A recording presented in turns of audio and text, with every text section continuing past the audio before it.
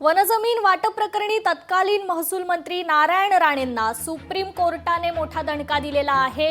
One विभागाची जमीन बिल्डरला देण्याचा निर्णय सुप्रीम कोर्टाने रद्द केलाय। पुण्यातील ती जमीन पुन्हा वन विभागाला देण्याचे आदेश देण्यात आलेले आहेत। महाराष्ट्राचे तत्कालीन महसूल मंत्री नारायण राणेंना दणका देत सरन्यायाधीशांनी 30 वर्षांपूर्वीच्या खटल्यात महत्त्वाचे निर्देश दिलेत। सन 1998 साली युती शासनाच्या काळात नारायण राणे हे महसूल मंत्री असताना वन विभागाची 30 एकर जमीन बिल्डरला देण्याचा निर्णय घेण्यात आला होता। तर सरन्यायाधीश भूषण गवई यांनी राणेंनी घेतलेला हा निर्णय आता रद्द केलाय। तसेच पुण्यातील ती जमीन पुन्हा वन विभागाला देण्याचे आदेशही त्यांनी दिलेत। काय आहे हे संपूर्ण प्रकरण ग्राफिक्सच्या माध्यमातून जाणून घेऊयात। पुण्याच्या कोंढवा भागात वन विभागाची 30 एकर जागा होती। 1998 साली महसूल मंत्री या नात्याने राणेंनी ती जमीन चव्हाण व्यक्तीच्या नावाच्या दिली। चव्हाण नावाच्या व्यक्तीने ही जागा रिचिरीच सहकारी संस्थेला विकली। पुण्याचे तत्कालीन विभागीय आयुक्त, जिल्हाधिकारी आणि उपवन संरक्षकांनी ही जागा बिगर शेती असल्याचं प्रमाणपत्र देखील दिलं। तर पुण्याचे तत्कालीन विभागीय रिचिरीच सोसायटी या जागेत भव्य प्रकल्प उभारणार होतं। या विरोधात पुण्यातील सजग चेतना मंचने सर्वोच्च न्यायालयात याचिका देखील दाखल केली। पुण्याच्या मध्यवर्ती भागातील वनजमीन बिल्डरला दिल्याचा या याचिकेत दावा केला गेला। तर सुप्रीम कोर्टाने तपासासाठी 2002 मध्ये सीईसी स्थापन केली।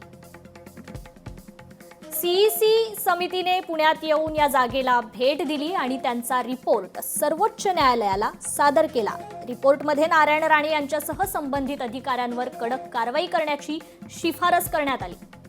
मात्र या प्रकरणात केवळ वन विभागाचं उपवन संरक्षण अशोक खडसेंवर गुन्हा दाखल झाला। जानेवारी 2024 मध्ये या प्रकरणाचा तपास सीआयडी कडे सोपवण्यात आला। अखेर या खटल्यात सरन्यायाधीश भूषण गवई यांनी ही जागा वन विभागाला परत करण्याचा निर्णय दिलाय। तर कोंढवा येथील याच जागेवरून आढावा घेतलाय आमचे प्रतिनिधी अमोल धर्माधिकारी यांनी। पाहूयात।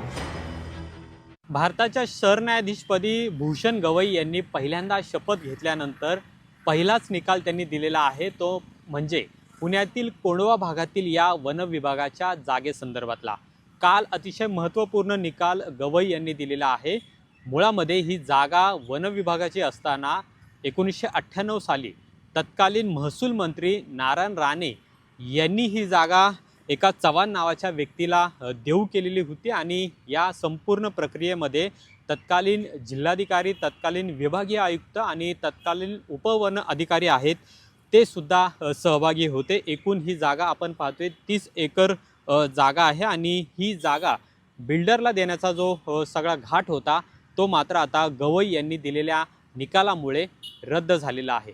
एकंदरीमध्ये अशा पद्धतीच्या सरकारी जागा आहेत ज्या राजकीय नेते, सरकारी अधिकारी यांच्या संगनमताने बिल्डरांच्या घशात घालण्याचे काम गेल्या काही वर्षांपासून आपल्या राज्यामध्ये सुरू आहे।